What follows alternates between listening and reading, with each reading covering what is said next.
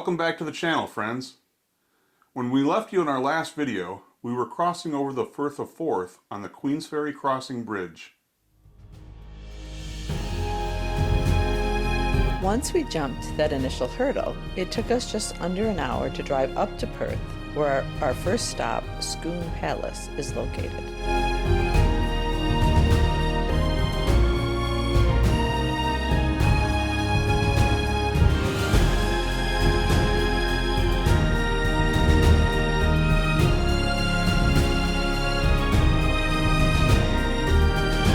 After a short drive through the south end of Perth, we crossed over the River Tay and headed out into the country on the other side.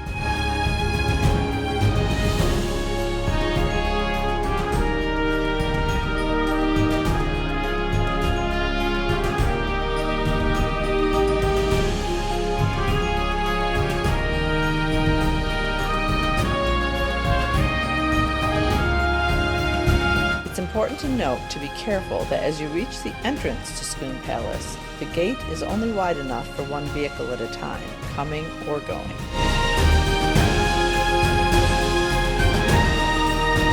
The site of Scone has had historical significance for over 1,000 years. Connection to the early monarchs of Scotland began possibly around 900 years ago, at which time it was already important as a religious site and home to an abbey. Over the years since the 12th century, a number of Scottish kings have been crowned here, perhaps some of the most famous being Robert the Bruce in 1306, and also Charles II, the last king crowned at Scone in 1651.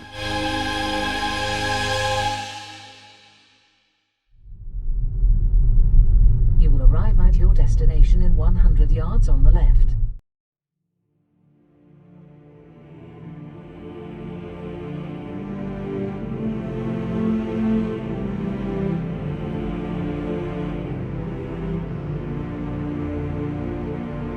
The building we see now, known as Scone Palace, is only about 200 years old, being built in 1807.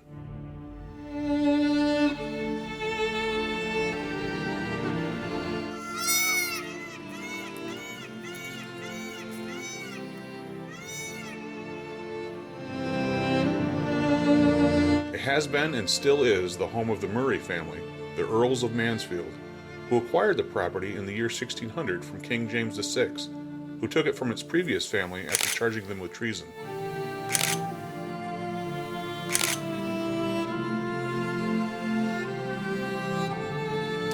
No cameras were allowed to be used inside, so we can't show you the incredible rooms and furnishings, but we will leave a link in the description box below to their website if you'd like to plan your own visit.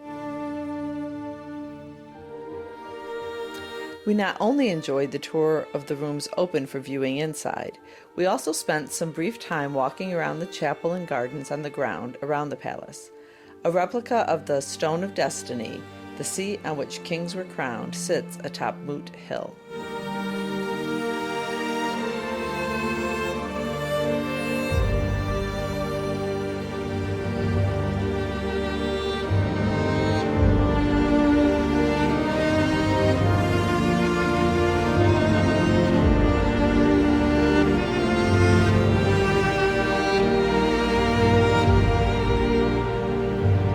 While there are no formal gardens, like those we'll see at future sites on our trip, there are 100 acres of woodlands, small gardens of flowering shrubs, and some historic trees within the property.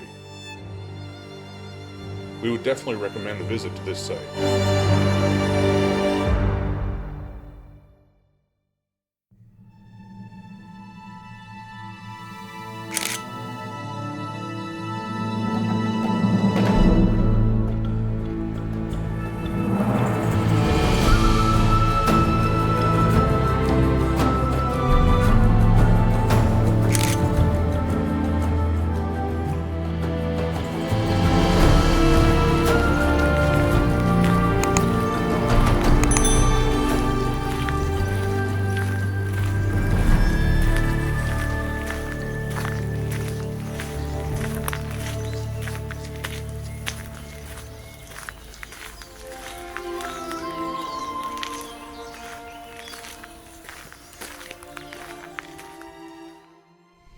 After leaving Scone, we crossed back over the River Tay and jumped on the A9 to head north. We just left Perth and we're on our way to Aberfeldy. Aberfeldy is another 46 or so minutes north and to the west from Perth. To get there, we would leave the A9 opposite the bridge to historic Dunkeld, which we didn't have the time to visit, but we wish we did, and proceeded through the country.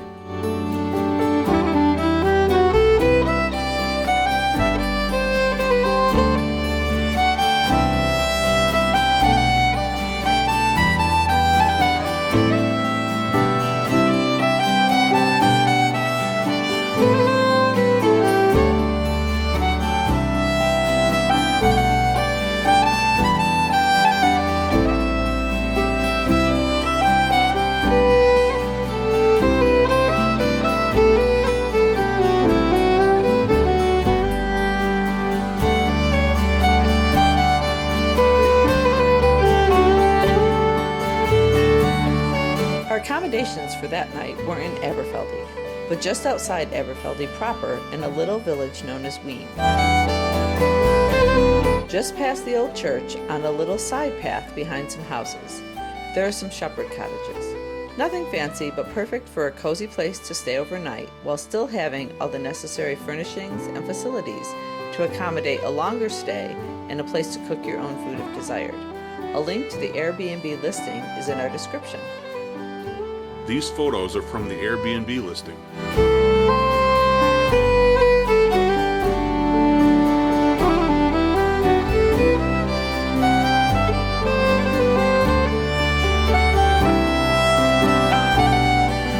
To close out our first day, we had reservations at a local pub in the center square in Aberfeldy, a place known as the Fountain. We had some good food, complete with 2 interesting beverages. First, I decided to try the famous Scottish soft drink, Iron Brew. It is not orange flavored, so don't be fooled by the appearance. Claudine took a sip and said it tasted rather like carbonated cough syrup. I'd have to say she wasn't far off, although I did finish it with my meal. A quick look at the ingredients by Claudine showed that it also contained quinine. I guess that's why I didn't get malaria on our trip. I, on the other hand, got my first taste of Scotland's take on my favorite beverage of choice here in the States, black coffee, no sugar, no cream. They call it Americano, but it's actually made quite strong because they use espresso and water it down. I ended up having to add sugar or more hot water to make it more palatable.